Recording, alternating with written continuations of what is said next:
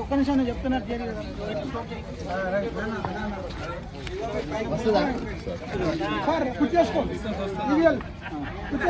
కొద్దిగా పైకి కొద్దిగా పైకి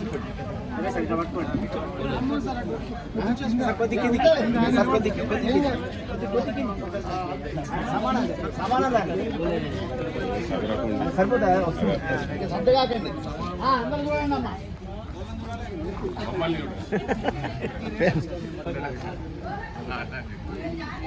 పెన్షనర్ల ఐక్యత, పెన్షనర్ల ఐక్యత, పెన్షనర్ల ఐక్యత. వెల్నెస్ సెంటర్లో డాక్టర్లను, వెల్నెస్ సెంటర్లో డాక్టర్లను, వెల్నెస్ సెంటర్లో డాక్టర్లను, వెల్నెస్ సెంటర్లో డాక్టర్లను, వెల్నెస్ సెంటర్లో మౌలిక సదుపాయాలు వెల్నెస్ సెంటర్లో మౌలిక సదుపాయాలు కల్పించాలి.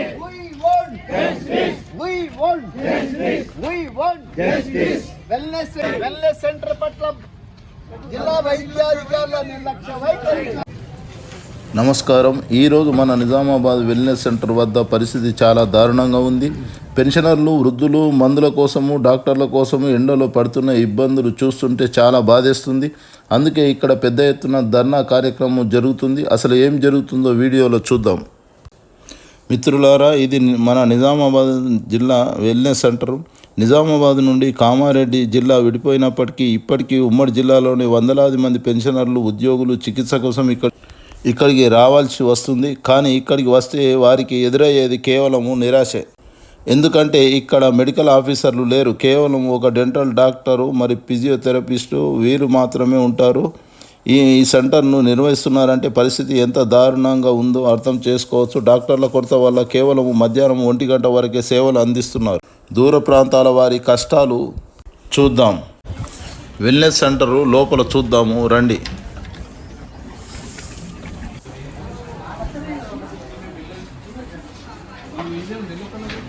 ఈరోజు ధర్నా కార్యక్రమం ఉందని తెలిసిందేమో కాబట్టి ఈరోజు కొంతమంది డాక్టర్లు కనిపిస్తున్నారు. రోజు ఇంతమంది డాక్టర్లు ఉండడం లేదు. కామారెడ్డి వంటి దూర ప్రాంతాల నుండి ఇక్కడికి వచ్చేసరికి సమయం దాటిపోతుంది. దూరం నుంచి ప్రయాణించి వచ్చిన వృద్ధులు, అనారోగ్యంతో ఉన్నవారు మధ్యాహ్నం 1 గంటకే సెంటర్ మూసివేయడంతో కన్నీళ్లతో వెనుదిరుగుతున్నారు. సేవలు కనీసం సాయంత్రం 4 గంటల వరకు అందుబాటులో ఉండాలని వారు డిమాండ్ చేస్తున్నారు. కనీస సౌకర్యాలు లేమి, మహిళలు ఇబ్బందులు, ముఖ్యంగా మహిళా పేషెంట్లు ఇక్కడ వాష్రూమ్స్ లేక, తాగడానికి మంచినీరు లేక పడుతున్న ఇబ్బందులు వర్ణనాతీతం. ఎండలో ఈ తీవ్రమైన ఎండలో నీడ కూడా లేని క్యూ లైన్లలో గంటల తరబడి నిలబడలేక వృద్ధులు అల్లాడిపోతున్నారు. గతంలో పలుసార్లు ఈ సమస్యలను Telangana all pensioners association collector గారికి, డిఎంహెచ్ఓ గారికి వినతిపత్రం అందజేశారు. సమస్యలు పరిష్కరించబడలేదు. కేపీ రావు పేషెంట్లను ఇంటర్వ్యూ చేస్తున్న చూద్దాం. దేని కొరకు వచ్చారు ఇక్కడికి? మందు కోసం వచ్చింది. ఈ వెల్నెస్ సెంటర్లో సమస్యలు ఏమేమి ఉన్నాయి? మందు సక్రమంగా లేవు. బీపీ ఉంటే షుగర్ లేదు, షుగర్ అంటే బీపీ లేదు. మన డాక్టర్ కూడా 1 గంట వరకు ఉంటున్నారు. మధ్యాహ్నం సేవలు లేవు పూర్తిగా. నిజామాబాద్లో ఒకటే ఉంది మనకు. కామారెడ్డి కానీ, నిజామాబాద్ కానీ, దూర ప్రాంతాలు ఎంప్లాయర్ వస్తారు, పెన్షన్ వస్తారు. వాళ్ళందరికంటే ఈ సమయాన్ని పొడిగించాలా. 4 గంటల వరకు పక్షి డాక్టర్ అందుబాటులో ఉండాలా, మందులు అందుబాటులో ఉండాలా.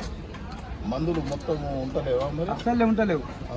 ఒకటంటే రేపు వస్తూ ఉంటాను. మళ్ళీ వారం వచ్చి నేనే అడిగినా. నాకు చేసే 1 మంత్ అడిగిపోయాను. ఇంకా రాలే మందులు అడిగి, ఇంకా ఇప్పుడు అడిగి మళ్ళీ ఇందాక. ఏం మందులు అడిగారు? యాడ్ నోటి కానీ షుగర్ బీపీ అంటే మొత్తానికి ప్రతి మెడిసిన్ అందుబాటులో ఉండాలా, డాక్టర్ అందుబాటులో ఉండాలా. అయితే అప్పుడు మనం హ్యాపీ ఉంటాం కదా. మీడియా ద్వారా ప్రభుత్వానికి మీరు ఏమని చెప్తారు? మందులు అన్ని సమకూర్చాలా, డాక్టర్లను సమకూర్చాలా.